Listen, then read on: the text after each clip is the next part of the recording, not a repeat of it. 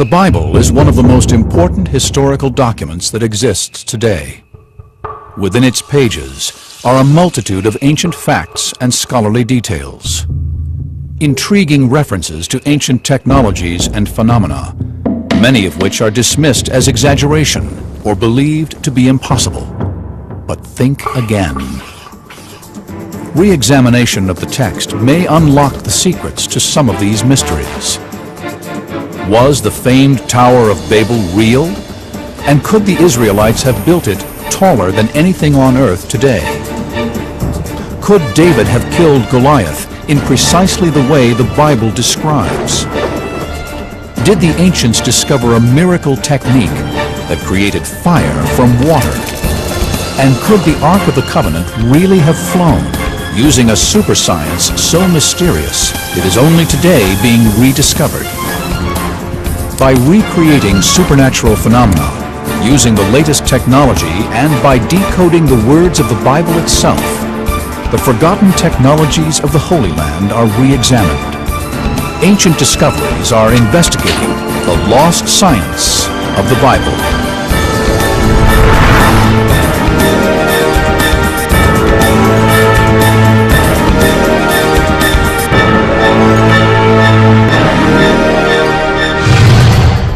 For thousands of years, the miracles described in the Holy Bible were taken to be genuine in every detail.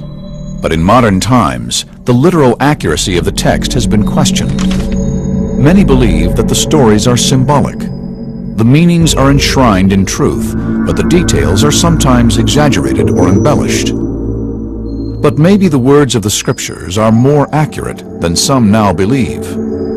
Our ancestors had a surprisingly advanced understanding of science and the world around them. Ancient discoveries will use this knowledge not to prove or disprove the text, but to discover whether the fantastical details of the Bible are scientifically possible.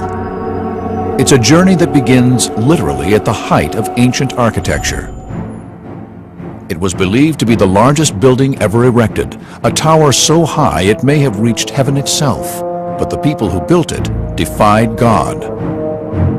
God saw what was happening.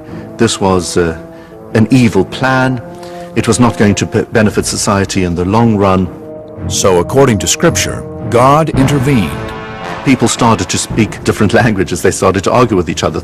And the disunity caused them eventually to disperse, and the tower came crumbling down.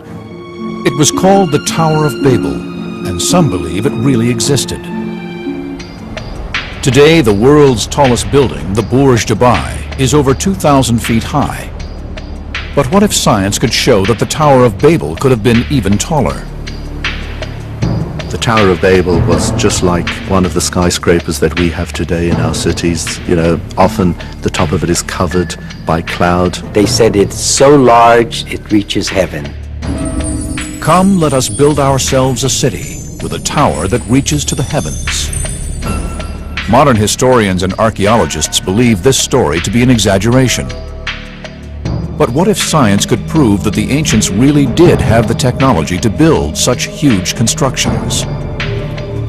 The key is to test ancient materials and architectural techniques to show their limit.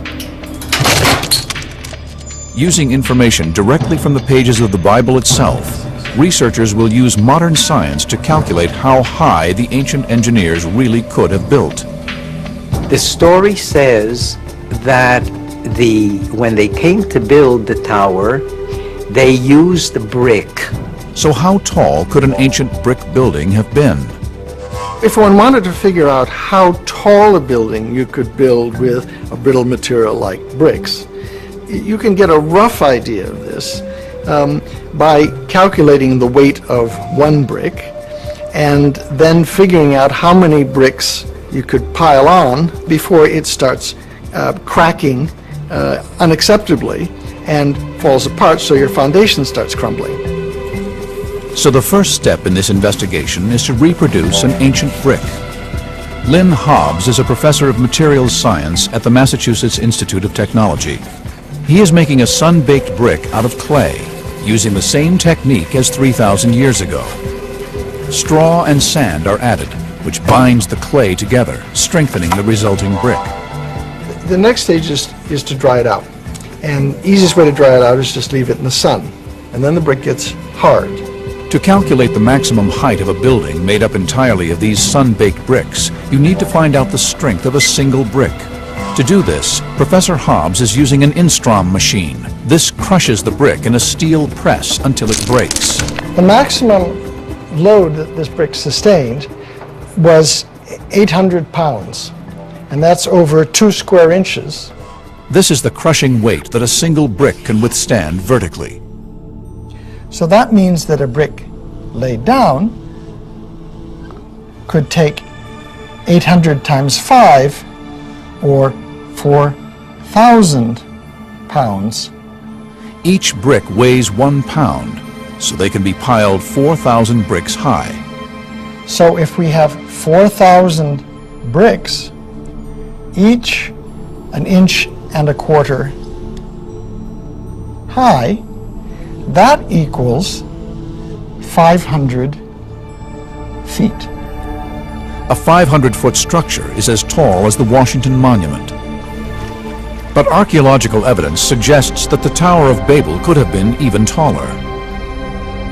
The story is set in ancient Mesopotamia, modern-day Iraq and Syria, a land that still today has ruins of ancient megastructures called ziggurats.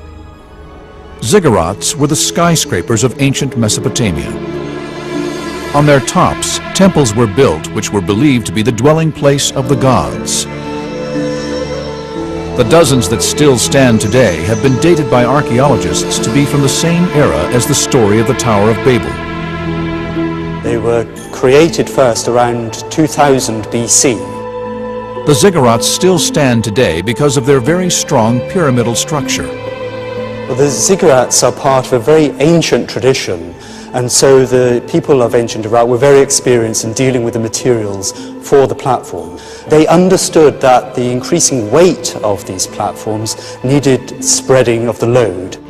Buildings with a wide base, like the Great Pyramids at Giza, spread the load better than straight towers. This makes them more stable and therefore able to be built taller. A pyramid could be built 3 times higher than the tower. And if we take 500 feet and we multiply that by 3, we could actually have a 1,500-foot pyramid built out of sun-baked brick. 1,500 feet is more than 1/4 mile. That's pretty amazing for a bunch of clay that you've dug out of the ground. So using sun-baked bricks in a ziggurat shape, they could have built 1,500 feet high. That's more than the height of the world's tallest brick building today, the Chrysler Building. But amazingly, the Tower of Babel could have been even taller. There was a new and revolutionary technology so important, it is even mentioned in the pages of the Bible itself. They said to each other, "Come, let's make bricks and bake them thoroughly." That treatment of burning the brick changes its properties quite drastically. It makes it much stronger. Firing the brick at 1,500 degrees Fahrenheit for 24 hours, like the Mesopotamians would have done, causes the clay particles to stick together. This results in a more consolidated and stronger material. But just how much stronger, and therefore how much higher, could the Tower of Babel have been, using this new technology of fired brick? The sun-baked brick failed with 800 pounds of weight.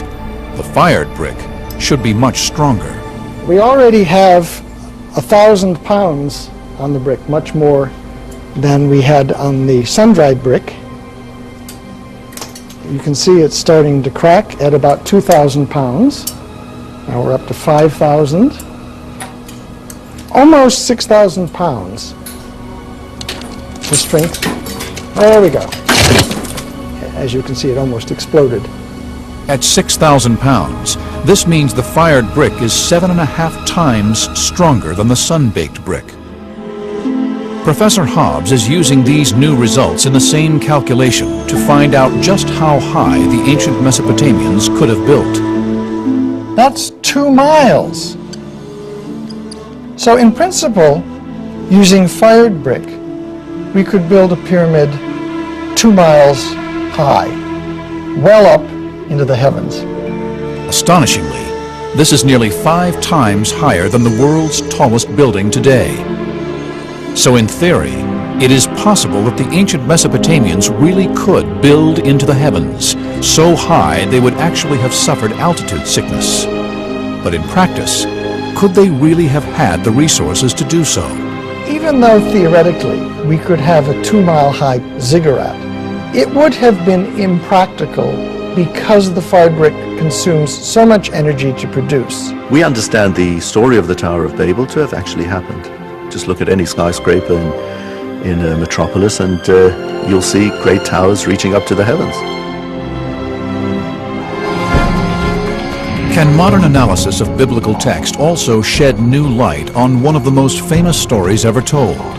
That of the shepherd boy David, who single-handedly killed the giant Goliath and revealed the weapon and technique deadly enough to bring down a giant in a single blow. It is one of the most famous underdog stories ever told. An attacking force armed with technologically superior weapons is led by a giant warrior, feared by all. He is brought down by just a stone, hurled by a boy named David. With a sling and a stone, David smote the Philistine giant. David not only defeated Goliath, but defeated the Philistines, and by defeating the Philistines was actually the motivating force for the beginning of the history of Israel. How difficult would it have been for a boy to strike and kill a giant with just one accurate blow? The sling is the great ignored and underrated weapon of the ancient world. It's very cheap, it's the weapon of poor people, but it was incredibly effective. As 2 great armies stood facing each other on the edge of battle, why was a boy matched up against a giant? It was the 11th century BC, and the people of Israel were confronted by their enemies, the Philistines.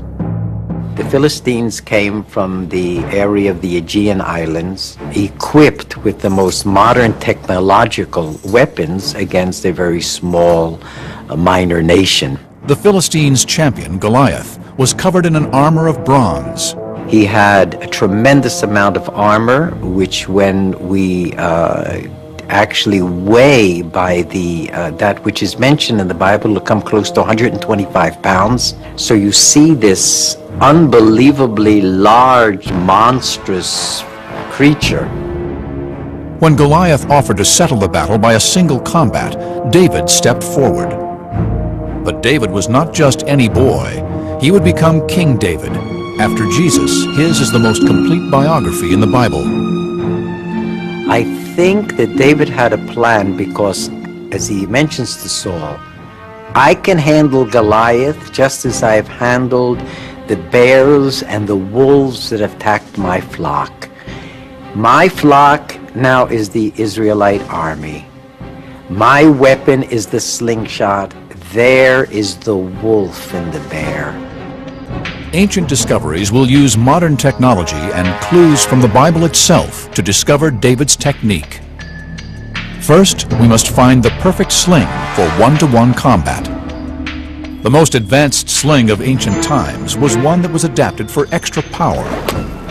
This device I'm holding is called a staff sling, which is basically a sling which is attached to a long pole. This pole gives the slinger a greater reach and therefore greater power in every throw, which made it a favorite for heavier projectiles, like primitive bombs used like mortars on ancient battlefields. But would this have been the best sling for David to have used against Goliath? I think the idea that David could have used a staff sling is fairly unlikely. This isn't a particularly accurate weapon. The way I like to think of this is that the highly trained hand sling throwers were more like a modern-day sniper in that they were highly skilled, highly trained, and they could send a very small projectile with amazing accuracy. So David needed a hand sling. The kind of slings that are used in the Near East throughout the late Bronze Age are made pretty much like this. It's braided out of hemp.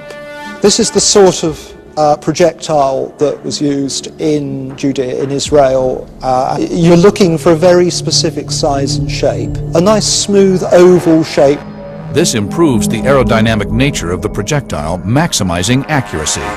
You need a certain amount of weight to get the projectile to stay in the pouch of the sling happily. If it's too light, it will just fall out as you swing the sling back. If it's too heavy, it won't go as fast when you shoot it. So between those parameters is the ideal sling stone. He chose 5 smooth stones from the stream, and with his sling in his hand, approached the Philistine. Now we have a sling and a stone like the one David himself would have held. We can test this weapon's capabilities. Luis Pons Livermore is the slinging champion of the Balearic Islands, home for millennia to the world's greatest slingers. The Balearic Islands get this reputation of being the best slingers in the ancient world. They get an inherited expertise in using the sling. Luis has traveled to the Holy Land to test the destructive power of a replica Iron Age woolen sling and stone. He is investigating the exact technique David himself would have used to bring down Goliath. The sling is like an extension of the arm. It has 3 sections. One ring is here, and then there's the middle part where the stone goes. It ends in a knot here. You put your middle finger in here, and you hold it in a pinch, not a grip. The stone is put in the top part of it. You simply spin it 3 times, stretch your arm, and open your hand.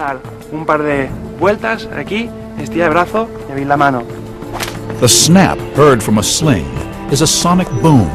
So much power is released that the end of the sling actually breaks the sound barrier. Luis has erected a 9-foot Goliath target, whose forehead is represented by a load cell, a device that measures impact. It is only 4.6 square inches in area, equivalent to the region of Goliath's forehead that was not protected by armor. The device will tell Luis just how much force would have hit Goliath's skull. So for a missile the size and shape of a sling bullet, how much force needs to be exerted in order to kill?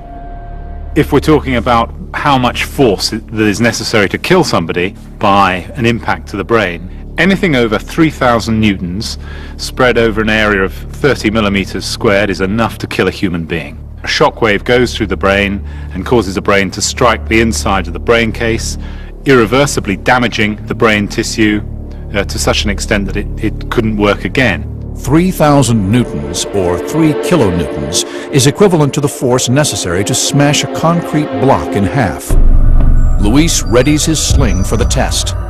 The target is tiny, equivalent to the only area of Goliath's forehead that was not protected by armor.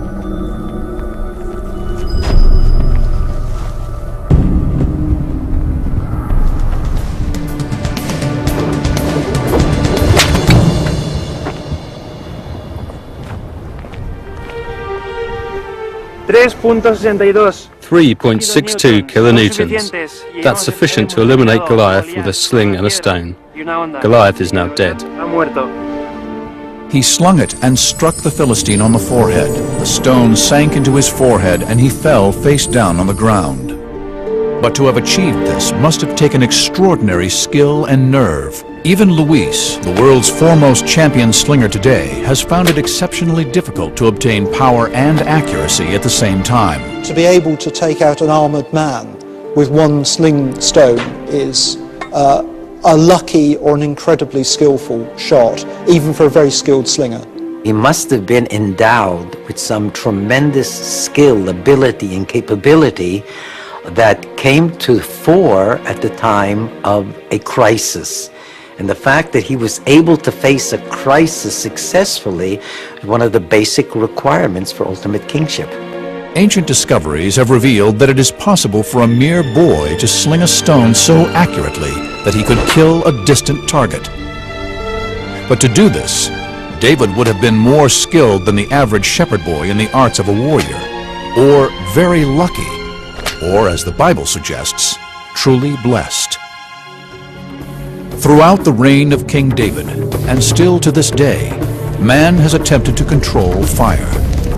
Could ancient documents reveal that the people of biblical times had a miraculous technique, a way to create fire as if from nowhere? One of the Bible's most mysterious wonders is the story of an altar of stone and wood described in 1 Kings. The altar burst into a fiery inferno, but amazingly no spark was used to ignite it. The flame appeared to spring from nothing. Analysis of accounts by some of the greatest historians of the ancient world could shed new light on this biblical puzzle. They describe a mysterious man-made chemical that would burst into flame without the need for sparks or embers. It was called automatic fire. Automatic fire, as it sounds, is fire that seems to spontaneously ignite. I think of a lot of this is mysterious, supernatural, that there are magical powers at work. Ancient discoveries are investigating the secrets of automatic fire. The story begins nearly 3,000 years ago on Mount Carmel in Israel. According to the Bible, the Israelites had been rejecting Jehovah and worshiping Baal, the god of rain. Now there was only one priest of Jehovah remaining, the prophet Elijah. Elijah went before the people and said, "If the Lord is God, follow him. But if Baal is God, follow him." But the people said nothing. He had to lay down the gauntlet, and he said, "Come on, bring your prophets of Baal, and let's see who the real God is." So Elijah set them a challenge. He and the prophets of Baal would both build altars and call upon their gods to ignite them. He told the prophets of Baal, "You build your altar, offer whatever prayers you want," and that's exactly what they did, without any response. The prophets of Baal failed. No fire appeared. Now it was Elijah's turn. He built an altar out of wood. He got the people to dig a furrow going around, to fill it with water. Fill 4 large jars with water and pour it on the offering and on the wood. Do it again, he said. Do it a 3rd time. And then he prayed to God, "Save us, answer us our prayers." Fire came out from heaven and consumed the entire area. Elijah had won them back to a belief in God. Fire on an altar drenched with water. Is it possible the water itself somehow actually ignited the blaze? We're used to water putting out fires, but sometimes water can create a fire. What substance could they have had in the ancient world that would display such a supernatural quality? Documents written in Israel in 232 BC harbor clues about the mystical substance automatic fire. There's this man called Julius Africanus who lives in Jerusalem. He talks about this automatic fire. What it probably is a mixture of naphtha and sulfur and quicklime. Because this was such a potent thing, the recipes for automatic fire were always very, very closely guarded. And the secret remains hidden again for hundreds of years. Until in the 1st century AD, the great Roman historians Pliny and Livy both write accounts of this magical mixture igniting with water. Using these accounts and the chemicals they describe, ancient discoveries will attempt to relearn the secrets of automatic fire. Tim Gallagher is the head of chemistry at Bristol University, England. He has been conducting experiments using only substances available in Elijah's time. We have 3 components: calcium oxide, quicklime, sulfur, and naphtha. These are the 3 components that are mentioned in the ancient texts. Sulfur and naphtha both occur naturally, and quicklime comes from burning limestone. We're going to try and create a fire by combining these components and adding water. The easiest way to start a fire with water is to have a reaction that generates a lot of heat. And in principle, that heat could then ignite something close by that's also flammable. Fires start when a flammable fuel is subjected to heat. When you mix water with quicklime, you generate a lot of heat. The reaction of water with quicklime is highly exothermic. An exothermic reaction is one that releases heat into the atmosphere. This happens because chemical bonds are being formed between the water and the calcium in the quicklime. And what I'm going to do now is cook an egg with the heat that's generated by the quicklime. over 500 degrees Fahrenheit now. I didn't think we would generate such a large amount of heat so quickly. If you can harness that heat in the presence of something that will ignite, then you have a way of generating fire with water. But what we don't have in here is anything that will catch fire. So Tim is going to redo this test in the presence of the two fuels, naphtha and sulfur, in the hope that these will ignite from the heat generated. But this experiment will be on a much larger scale. Tim has built a replica of Elijah's altar.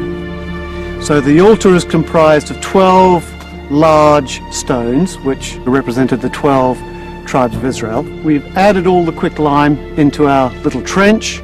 Here we have pieces of rock sulfur, and then the last thing that we'll do, which is the last thing that Elijah did, Elijah poured 12 barrels of water onto his altar. We think that some of that water was naphtha. Naphtha looks just like water, pours just like water, and then we're going to try and ignite that with the heat we generate by adding water to quicklime. The quicklime and water need to raise the ambient temperature past 449 degrees Fahrenheit in order to ignite the sulfur. Once the sulfur is alight, the naphtha and the altar should burst into flame. In Tim's earlier laboratory test, the quicklime reaction reached 527 degrees Fahrenheit. So in theory, this experiment should succeed. But in practice, it hasn't been tried for thousands of years.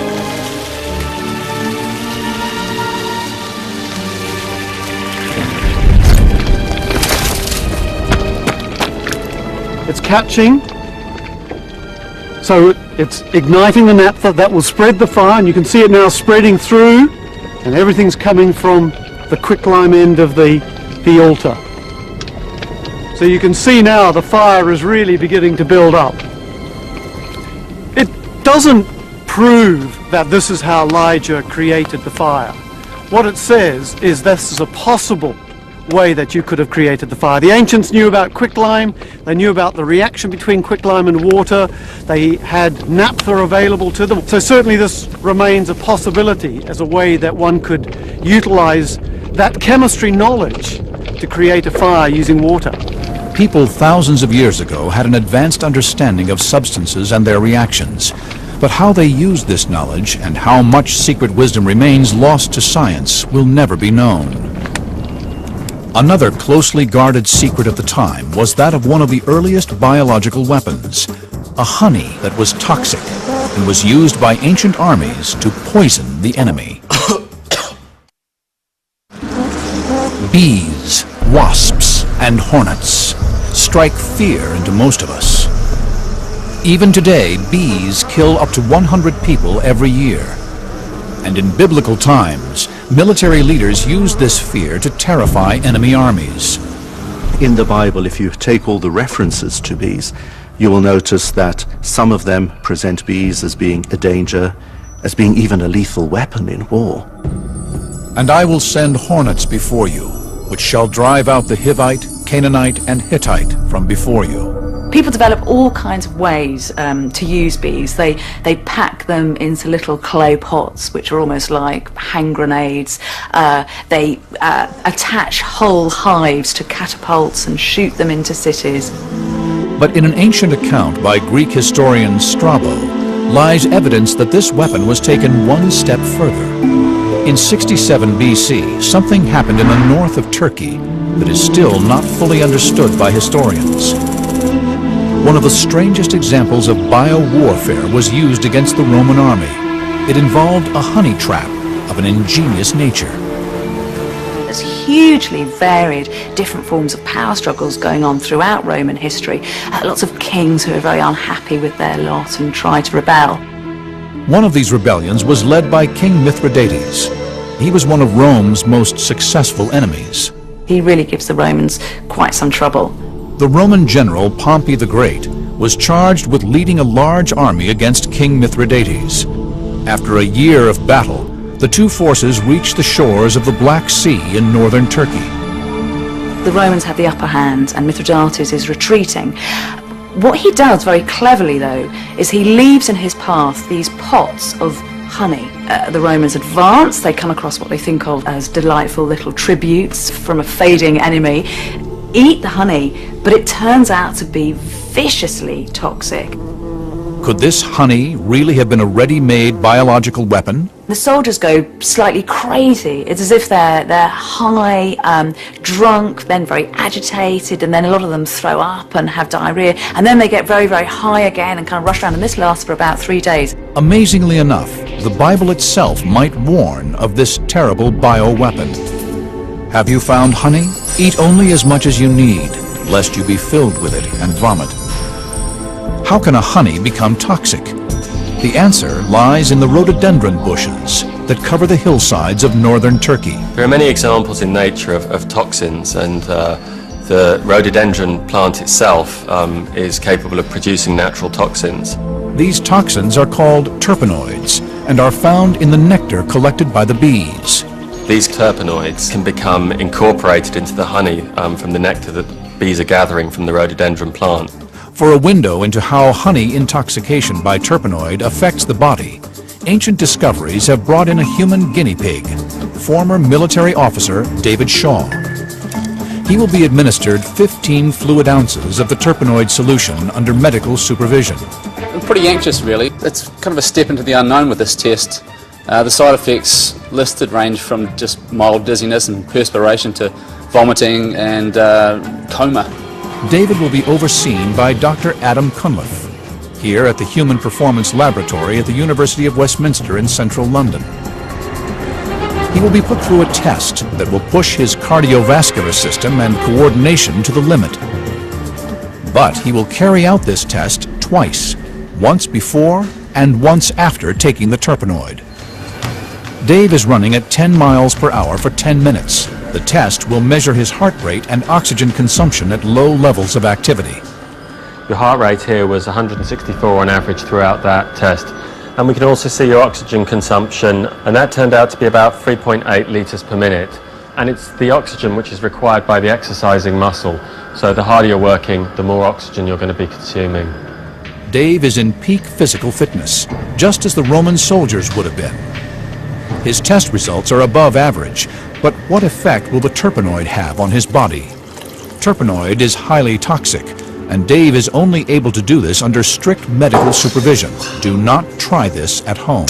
Really, we want to see if his performance is affected. Dave's looking a little bit unsteady on the treadmill. He's finding it difficult to keep in the centre of the track. His heart rate's about 10 beats higher per minute than it was in the previous experiment, and his respiratory exchange is quite a bit higher than it was on the previous test. His performance on the treadmill was significantly affected in a negative way. When we looked at his physiological data, we saw that he was working harder, running at the same speed. Any form of coordinated movement, as a battle would certainly involve, would be seriously affected. I had no control over my cardiovascular system, and obviously the results show that I was greatly diminished. In essence, we could see it as an early application of a kind of chemical or biological approach to warfare in getting the opposing forces to actually ingest this toxic substance. You could see it almost as a form of culinary Trojan horse. So the results suggest that toxic honey would work by confusing coordination and accelerating fatigue. The 3 squadrons of Pompey's army that found and ate the honey on that fateful day in 67 BC became violently ill. That night, the sick Romans, still suffering from the effects of the toxin, were annihilated by King Mithridates' army. War drove technology to develop in biblical times. But in making weapons, did the Israelites also discover a super science that would allow objects to levitate? The Ark of the Covenant, containing the 10 Commandments of God, was said to have been able to fly. Can modern research now show that this really was possible? Well, now the Ark is really levitating, hovering freely in the air. The most powerful religious object in the ancient world was the Ark of the Covenant. We call it the Mysterium e Tremendum. It is this tremendous mystery of divine power, all concentrated within a small architectural device. It was said to be able to levitate, to bear its own weight in thin air. It was there, moving by itself, supporting those who were carrying it. Could this phenomena have been divine power, or is there another explanation? Could the levitation have been achieved by lost technologies, technologies that only today are being rediscovered? Believers believe that God can do anything, and especially when it comes to the Holy Ark, which houses the 10 Commandments given by God to Moses on Mount Sinai. The Ark is mentioned in numerous books of the Bible, the Quran, and the Hebrew Torah. But the most mysterious story is that of Uzzah. We know from the first book of Samuel how in the days of King David the time had come for the Ark to come back home to Jerusalem. Oxen were pulling a wagon on which the Ark was resting. Uzzah noticed that the oxen started to fall to the ground.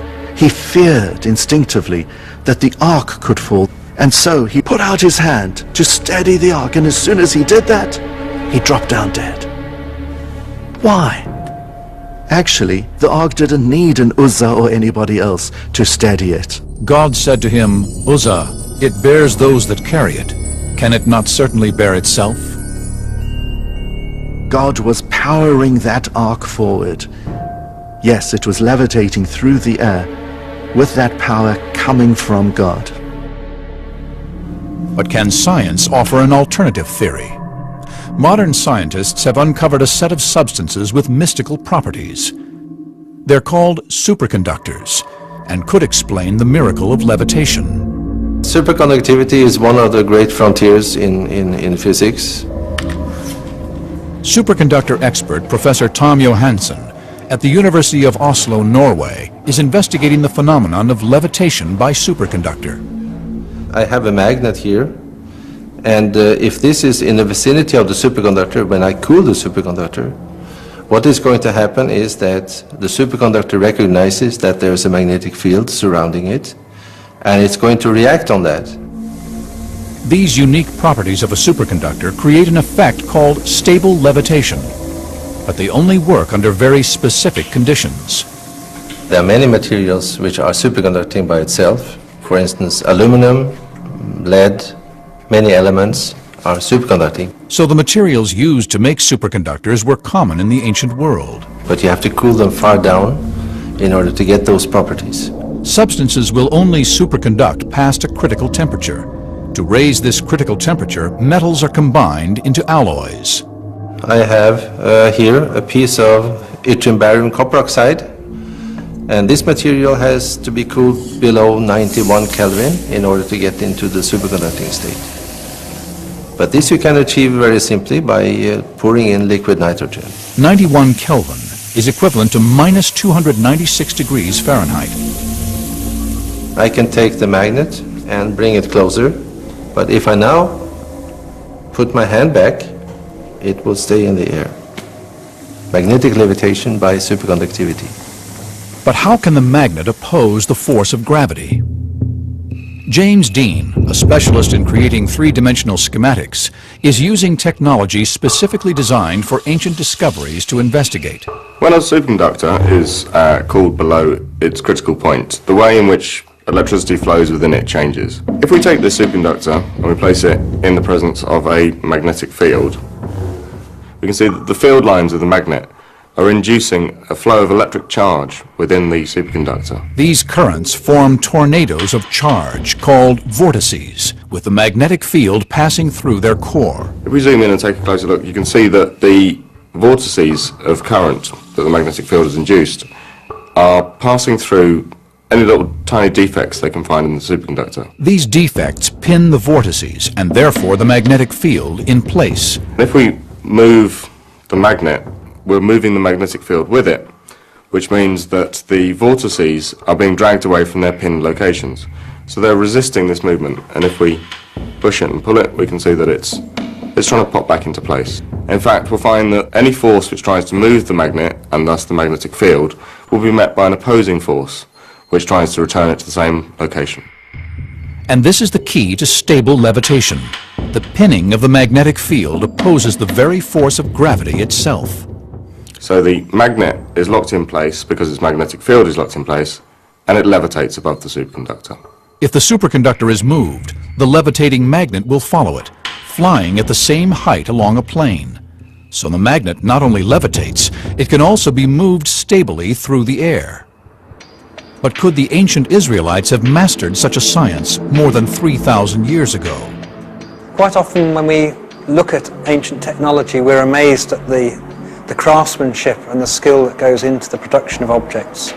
This was an age of highly sophisticated metallurgy. War across the ancient Middle East was fueling the fires of advancement. Smelting processes were being improved to produce better alloys for weapons. While making these alloys, could the ancient Israelites have discovered this super science? If this were the case, it would not be the first lost technology puzzling historians. Quite recently we were looking at Bronze Age spearheads, and they're amazingly fine castings, and we were trying to find a modern foundry that could replicate these. They all had great problems in achieving anything near the quality that the ancient metalworkers could do. Was the Ark of the Covenant also levitated by a lost technology? Ancient discoveries will put this to the test. Tom has built a model of the Ark and will push stable levitation to its limits. To levitate this Ark is quite a challenge because it is a large object and it's heavy, and that I've never done before. At the bottom plate I have attached 4 very strong magnets which are going to interact with the superconductors that you are seeing here. And I have put the spacer in between, so I have a gap between the arc and the superconductor when I will cool them down.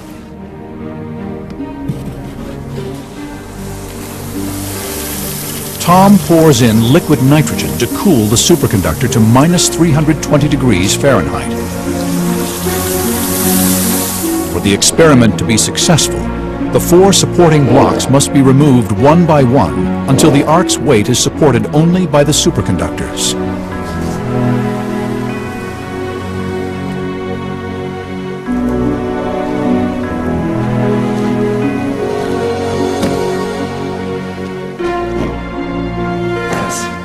Well, now the Ark is really levitating about 50 millimeters above the superconductor, hovering freely in the air.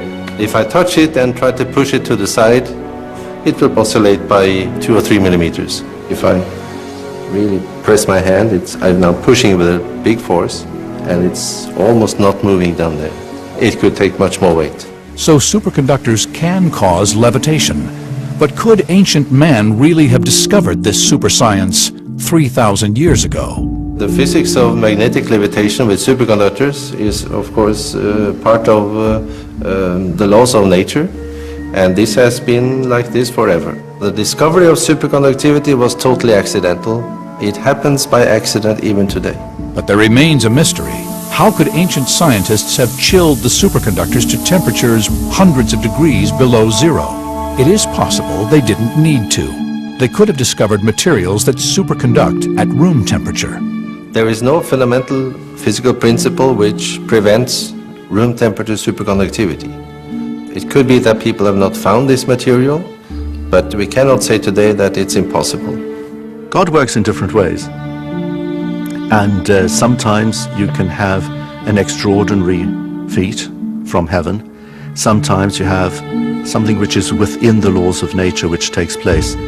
Both come from God.